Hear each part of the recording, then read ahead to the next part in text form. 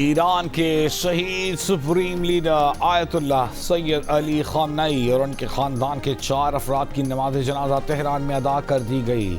جنازہ میں ایران کے صدر Masoud Pezeshkian, speaker Bagher Ghalibaf, شہید کے تینوں بیٹوں مسعود، میثم اور مصطفیٰ خامنئی سمیت لاکھوں افراد کی شرکت۔ تہران کے مصلی میں آیت اللہ جعفر سبحانی کی اقتداء میں نماز جنازہ ادا کی گئی۔ سپاہ پاسداران کے سربراہ احمد واحدی اور قدس فورس کے کمانڈر اسماعیل قانی بھی شریک ہوئے۔ تہران میں شہید آیت اللہ علی خامنئی کے جنازے کے شرکاء کے انتقام کے نعرے، سیاہ لباس پہنے سوگواروں کی بڑی تعداد میں انتقام کی علامت سرخ پرچم تھام رکھے تھے۔ شہید آیت اللہ علی خامنئی کا جلوس جنازہ کل تہران سے قم جائے گا۔ تدفین سے قبل آیت اللہ علی خامنئی کی میت کو عراق کے شہر نجف اشرف اور کربلا بھی لے جایا جائے گا۔ آیت اللہ علی خامنئی کو مشہد میں سپرد خاک کیا جائے گا۔ جمعے کے روز شہید ایرانی رہبر کو وزیر اعظم شہباز شریف، فیلڈ مارشل سید عاصم منیر کے ساتھ پاکستانی وفد اور بین الاقوامی رہنماؤں نے خراج عقیدت پیش کیا تھا۔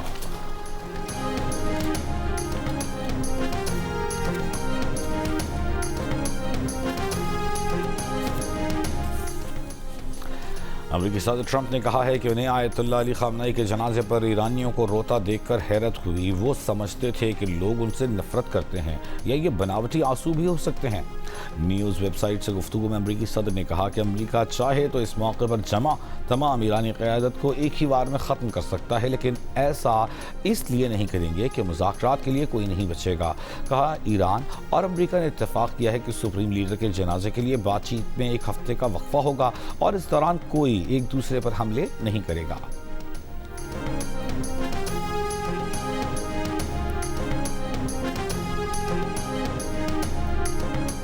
تہران میں ایران کے وزیر خارجہ عباس اراغچی سے حماس اور حزب اللہ کے وفود کی ملاقات۔ عباس اراغچی کا اسرائیلی جارحیت کے خلاف ایران کی حمایت جاری رکھنے کا عزم۔ حزب اللہ کے وفد سے گفتگو میں ایرانی وزیر خارجہ نے کہا کہ مفاہمتی یادداشت کے مطابق لبنان میں جنگ کے خاتمے کی کوششیں جاری رکھی جائیں گی۔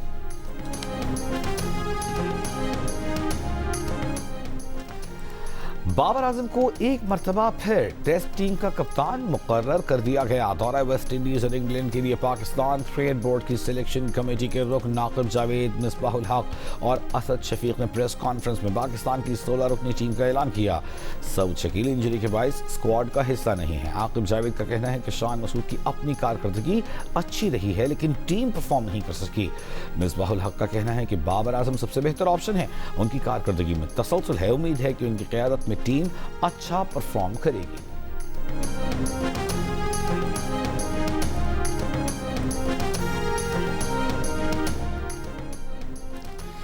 Fast bowler Ubaid Shah, off spinner Ali Usman اور بیٹر اویس ظفر پہلی مرتبہ پاکستان ٹیسٹ اسکواڈ کا حصہ بن گئے۔ فاسٹ بالر محمد علی اور آل راؤنڈر عامر جمال کی ٹیسٹ اسکواڈ میں واپسی۔ وکٹ کیپر محمد رضوان اور غازی غوری بھی 16 رکنی اسکواڈ کا حصہ۔ دیگر کھلاڑیوں میں کپتان بابر اعظم، سابق کپتان شان مسعود، اوپنر امام الحق، اذان اویس، عبداللہ فضل، فاسٹ بالر محمد عباس، خرم شہزاد، اسپنر ساجد خان شامل۔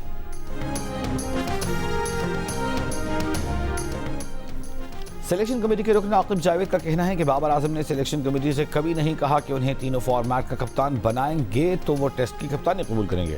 سوشل میڈیا پر بہت چیزیں فیک ہوتی ہیں، تصدیق کر لیا کریں، ہم نے صرف بابر اعظم کی تجویز دی۔ مصباح الحق نے کہا کہ T20 میں بابر اعظم کے اسٹرائک ریٹ پر سوال اٹھایا جاتا تھا، PSL میں اس نے ثابت کیا کہ اس کی ویلیو تینوں فارمیٹ میں ہے۔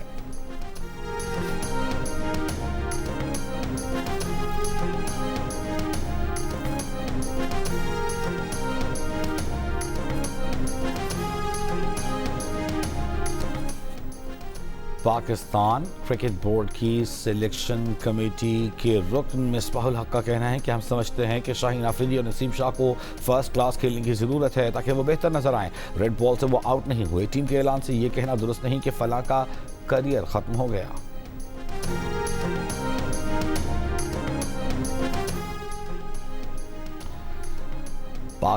پاکستان اور ترکی کا دو طرفہ تجارت کو 5 ارب امریکی ڈالر تک لے جانے پر اتفاق۔ وزیر اعظم شہباز شریف کا کہنا ہے کہ ترکی کے صدر رجب طیب ایردوان سے ملاقات پرمسرت اور اعزاز کا باعث رہی۔ دونوں رہنماؤں نے پاکستان اور ترکی کے درمیان دو طرفہ تجارت کو 5 ارب امریکی ڈالرز تک لے جانے کے باہمی ہدف پر اتفاق کیا۔ برادرانہ تعلقات کو مزید مضبوط اور نئی بلندیوں تک لے جانے کا بھی عزم۔ ملاقات میں اس مشترکہ یقین کا اعادہ کیا گیا کہ تنازعات کے حل کے لیے مذاکرات ہی پائیدار راستہ ہیں۔ بین الاقوامی امن اور سلامتی کے تحفظ کے لیے سفارتکاری اور باہمی احترام ہی واحد پائیدار راستہ ہے۔ صدر رجب طیب ایردوان کی دور اندیش قیادت میں پاک ترکی اقتصادی شراکت داری ایک نئے دور میں داخل ہو رہی ہے۔ وزیر اعظم نے کہا کہ پاکستان ترکی بزنس کانفرنس میں متحرک ترک کاروباری برادری کے ممتاز نمائندوں سے ملاقات ہوئی۔ وزیر اعظم شہباز شریف ترکی کا 2 روزہ دورہ مکمل کر کے وطن روانہ۔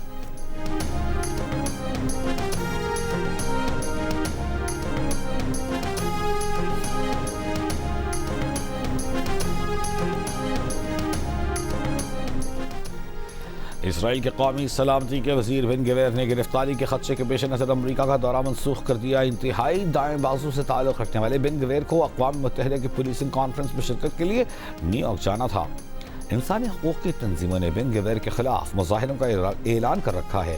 ان تنظیموں کا مطالبہ ہے کہ بن گویر کے خلاف تحقیقات کی جائیں، انہیں گرفتار کیا جائے۔ اسرائیلی میڈیا کے مطابق بن گویر حالیہ دنوں میں 2 بار دورہ امریکہ منسوخ کر چکے ہیں۔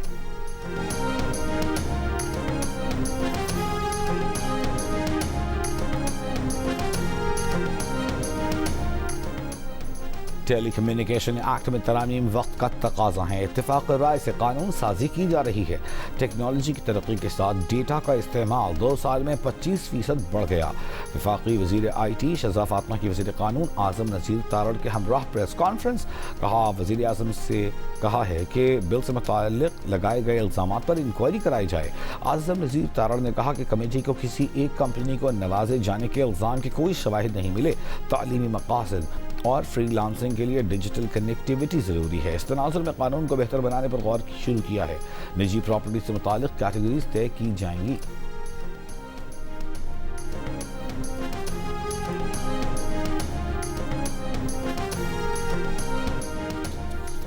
چیئرمین پاکستان پیپلز پارٹی بلاول بھٹو زرداری اسکردو پہنچ گئے۔ بلاول گلگت بلتستان کے نو منتخب وزیر اعلیٰ امجد حسین ایڈوکیٹ کی حلف برداری کی تقریب میں شرکت کریں گے۔ حلف برداری تاریخی چنار باغ گلگت میں کل دوپہر 2 بجے ہوگی۔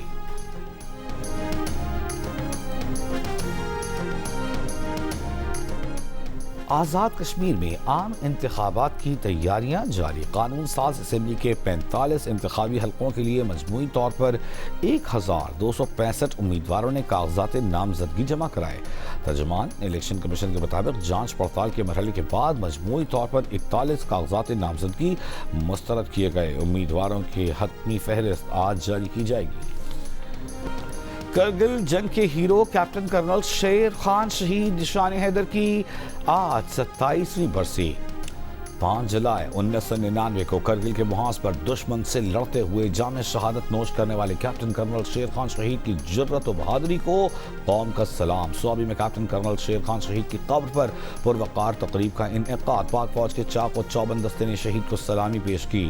شہید کے مزار پر پھول رکھے فاتحہ خوانی کی گئی۔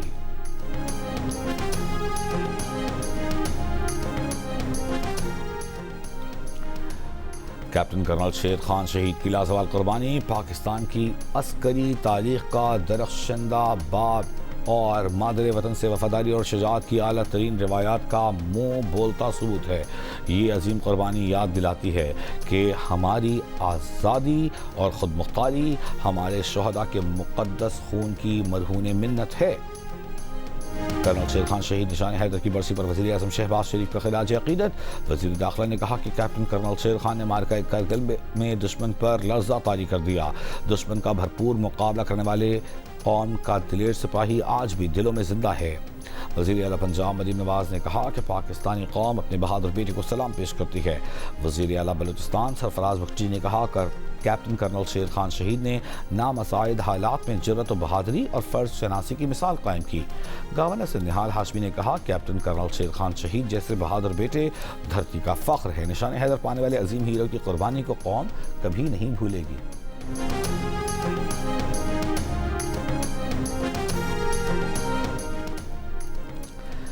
شیخوپورہ کے علاقے فاروق آباد میں مختلف مذاہب کے رہنماؤں نے مشترکہ طور پر سکھ کمیونٹی کے خستہ حال گردوارے کی تعمیر نو کا سنگ بنیاد رکھ دیا۔ پاکستان علماء کونسل کے چیئرمین حافظ طاہر محمود اشرفی نے دیگر علماء اور مختلف مذاہب کے اکابرین کے ساتھ مل کر گردوارے کی تعمیر نو کا سنگ بنیاد رکھا۔ علماء کا کہنا تھا کہ گردوارے کی اصل حالت میں بحالی سے پاکستان میں اقلیتوں سے متعلق بھارتی پروپیگنڈا بھی اپنی موت آپ مر گیا۔ پنجاب کے وزیر رمیش سنگھ اروڑا کی چشتیہ میں سیوریج کی صفائی کے دوران جاں بحق 2 افراد کے اہل خانہ سے ملاقات، تعزیت کا اظہار، کہا واقعے میں ملوث کرداروں کو قرار واقعی سزا دی جائے گی۔ حکومت پنجاب متاثرہ خاندانوں کو انصاف کی فراہمی تک معاملے کی نگرانی جاری رکھے گا۔ گزشتہ روز چشتیہ میں سیوریج لائن کی صفائی کے دوران 2 محنت کش جاں بحق ہو گئے تھے۔ مزدوروں کے گھر والوں نے الزام لگایا ہے کہ صفائی کے لیے مین ہول میں اترتے وقت محنت کشوں کے پاس حفاظتی ماسک، آکسیجن سلنڈرز اور دیگر حفاظتی آلات موجود نہیں تھے۔ چیف میونسپل آفیسر نے محنت کشوں کے پاس حفاظتی آلات موجود ہونے کا دعویٰ کیا تھا۔ غفلت برتنے پر انچارج کو معطل کیا گیا۔ مظفر گڑھ میں شہری کو تاوان کے لیے اغوا کرنے کے الزام میں 5 CCD اہلکاروں پر مقدمہ درج۔ FIR کے مطابق اہلکاروں نے جنوری میں 2 شہریوں کو تحصیل جتوئی سے اغوا کیا، نجی عقوبت خانے منتقل کر کے 12 لاکھ روپے تاوان طلب کیا۔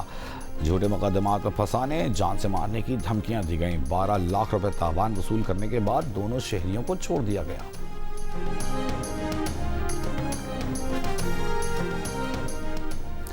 کراچی کے علاقے کورنگی میں سنگر چورنگی کے قریب پولیس اہلکاروں کی فائرنگ سے 2 افراد جاں بحق۔ پولیس کے مطابق فائرنگ سے زخمی اطہر اور عبدالرزاق کو اسپتال منتقل کر دیا گیا۔ دونوں کو رکنے کا اشارہ کیا تھا، نہ رکنے پر فائرنگ کی۔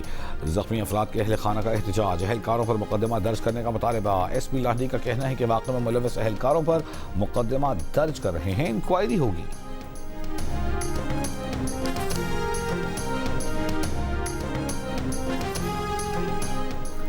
پنجاب حکومت نے مانسون کی بارشوں اور ممکنہ سیلابی صورتحال سے نمٹنے کے لیے ریسکیو 1122 کو امدادی سامان فراہم کر دیا۔ چیئرمین کابینہ کمیٹی برائے ڈیزاسٹر مینجمنٹ خواجہ سلمان رفیق کا لاہور میں تقریب سے خطاب، کہا کہ سیلاب میں لوگوں کی زندگیاں بچانے کے لیے ڈرونز بھی لے کر آ رہے ہیں، واکی ٹاکی سسٹم بہتر بنایا جا رہا ہے۔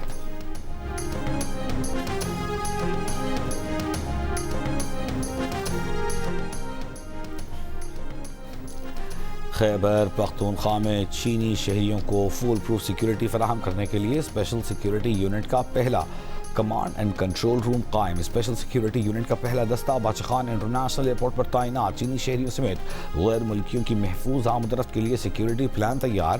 پولیس حکام کے مطابق command and control unit computerised نظام تمام اضلاع کو بر وقت معلومات فراہم کرے گا، کانوائے کی لائیو لوکیشن مسلسل مانیٹر کرے گا۔ چینی شہریوں کو ہنگامی رابطے کے لیے فوری ایمرجنسی نمبر فراہم کیا جائے گا۔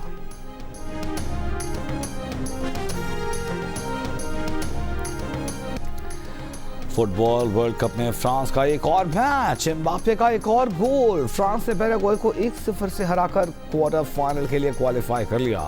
واحد اور فیصلہ کن گول امباپے نے پینلٹی کک پر 70ویں منٹ میں سکور کیا۔ فرانس کی ٹیم کوارٹر فائنل میں مراکش کا مقابلہ کرے گی۔ فٹ بال ورلڈ کپ کے راؤنڈ آف 16 میں مراکش نے میزبان کینیڈا کو یک طرفہ مقابلے میں ہرا کر ایونٹ سے باہر کر دیا۔ مراکش کوارٹر فائنل میں پہنچنے والی پہلی ٹیم بن گئی۔ میزبان کینیڈا کو 3-0 سے شکست۔ مراکش کے عز الدین ناہی 2 گولز کر کے ٹاپ پرفارمر بن گئے۔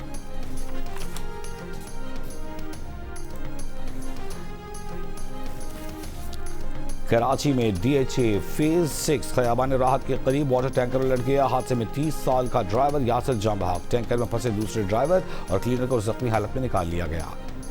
کنکوٹ میں وین کے نہر میں گرنے سے 4 افراد ڈوب گئے۔ مقامی افراد نے 2 زخمی بچوں کو نہر سے بحفاظت نکال لیا۔ ایک بچہ اور ایک نوجوان تیز بہاؤ میں لاپتہ، تلاش جاری۔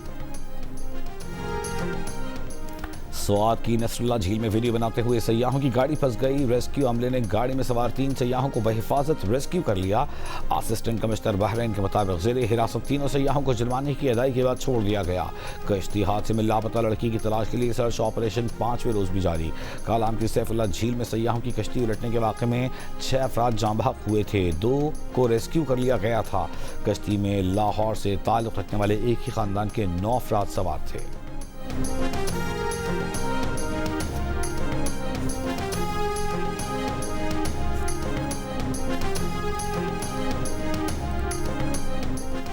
کراچی کے علاقے لائنز ایریا میں لڑکی سے زیادتی کرنے والا ملزم گرفتار. پولیس حکام کے مطابق واقعہ 1 جولائی کو پیش آیا. لڑکی کے والد کی مدعیت میں مقدمہ درج. پولیس سرجن ڈاکٹر سمیہ کے مطابق لڑکی سے زیادتی کی تصدیق ہو گئی. لڑکی اور ملزم کے DNA سیمپل ٹیسٹ کے لیے بھیج دیے ہیں.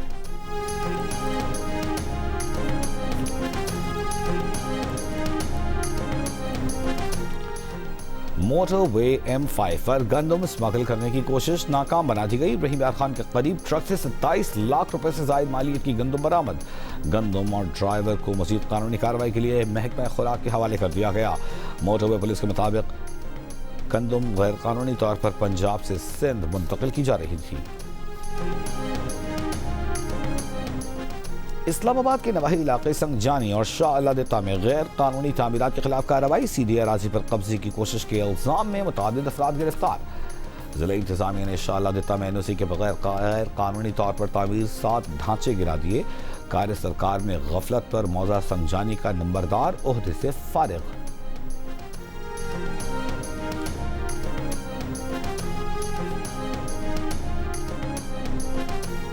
5 جولائی 1977 پاکستان کی جمہوری تاریخ کا ایک المناک باب ہے جب جنرل ضیاء الحق نے غیر آئینی اقدام کے ذریعے عوام کے ووٹ سے منتخب شہید ذوالفقار علی بھٹو کی حکومت کا تختہ الٹ دیا تھا.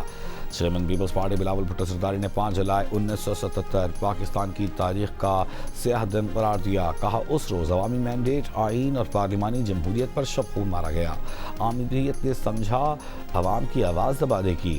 شہید بھٹو، شہید محترمہ اور بے شمار جمہوریت پسند کارکنوں کی قربانیوں نے یہ ثابت کیا کہ حق اور عوامی حاکمیت کو کبھی شکست نہیں دی جا سکتی.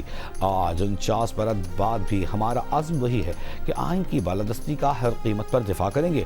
ووٹ کے تقدس، پارلیمانی جمہوریت اور عوام کے حق حکمرانی کا دفاع کریں گے. 5 جولائی کو عوام کے منتخب وزیر اعظم شہید بھٹو کی حکومت کا خاتمہ کر کے مارشل لا مسلط کیا گیا. وزیر اعلیٰ سندھ مراد علی شاہ نے اپنے پیغام میں کہا شہید ذوالفقار علی بھٹو کو اقتدار سے ہٹانے کی سازش عوامی رائے اور آئین پر حملہ تھی. آمریت نے جمہوریت، آئین اور عوام کے حق حکمرانی کو پامال کیا. پیپلز پارٹی نے ہر دور میں آمریت کا جرت، استقامت اور عوامی طاقت سے مقابلہ کیا. سندھ کے سینئر وزیر شرجیل میں نے کہا کہ 1977 میں آج کے دن عوام کے حق حکمرانی پر شب خون مارا گیا. آج کا دن آئینی بالادستی، جمہوری تسلسل اور عوامی حق رائے دہی کے تحفظ کے تجدید کے عہد کا دن ہے. شہید ذوالفقار علی بھٹو اور شہید بینظیر بھٹو نے جمہوریت، آئین اور عوام کے حقوق کے لیے جد و جہد کی.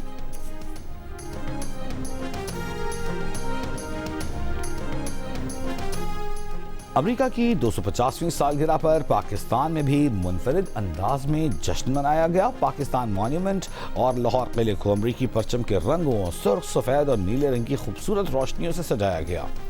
امریکہ کے 250ویں یوم آزادی پر وزیر اعظم شہباز شریف نے اپنے پیغام میں کہا پاکستان پائیدار جمہوری اقدار کی خوشی میں امریکہ کے ساتھ ہے. امریکی صدر ڈونلڈ ٹرمپ اور امریکی عوام کے نام پیغام میں وزیر اعظم نے کہا کہ عالمی امن کو درپیش چیلنجز میں امریکہ اور پاکستان ایک دوسرے کے ساتھ کھڑے رہے. وزیر اعلیٰ پنجاب مریم نواز کی امریکی عوام کو مبارکباد. کہا پاکستان اور امریکہ کے تعلقات باہمی احترام پر مبنی ہیں. وزیر اعظم اور فیلڈ مارشل نے حالیہ تنازع میں ثالث کا کردار ادا کر کے پاک امریکہ تعلقات کو تقویت بخشی. جمہوری اقدار کے فروغ کے لیے امریکہ کا کردار قابل تحسین ہے. پنجاب میں امریکی اشتراک سے موسمیاتی تبدیلی، سیاحت اور ٹیکنالوجی پر کام ہو رہا ہے.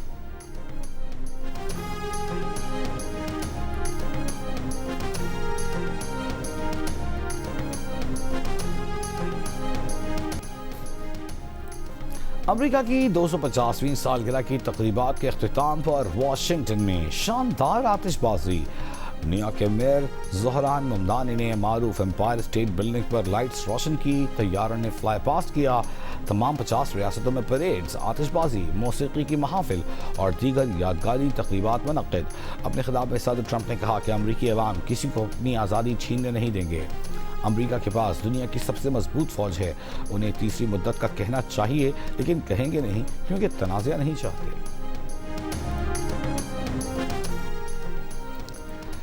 قطر نے ہر قسم کے بحری جہازوں اور کشتیوں کے لیے سمندری آمد و رفت کی سرگرمیاں دوبارہ شروع کرنے کی اجازت دے دی۔ قطری وزارت ٹرانسپورٹ کا آپریٹرز کو نافذ العمل بحری ضوابط اور ہدایات کی مکمل پابندی کی ہدایت۔ 29 جون کو بادبانی اور ماہی گیروں کی کشتیوں کی آمد و رفت عارضی طور پر معطل کر دی گئی تھی، تاہم تجارتی بحری جہاز اس پابندی سے مستثنیٰ تھے۔ یہ اقدام خطے میں فوجی کارروائیوں کے دوران ایک قطری شہری کی موت کے اعلان کے ایک دن بعد سامنے آیا تھا۔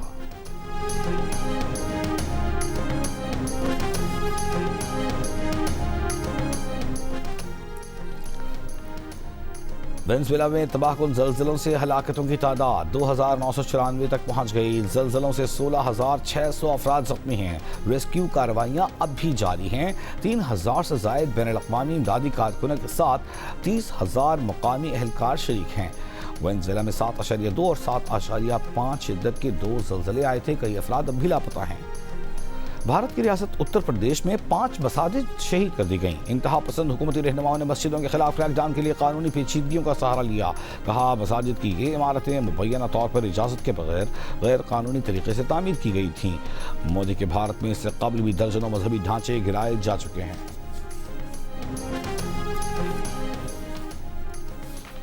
ICC women's T20 world cup کا فائنل آج آسٹریلیا ویمنز اور انگلینڈ ویمنز کے درمیان کھیلا جائے گا۔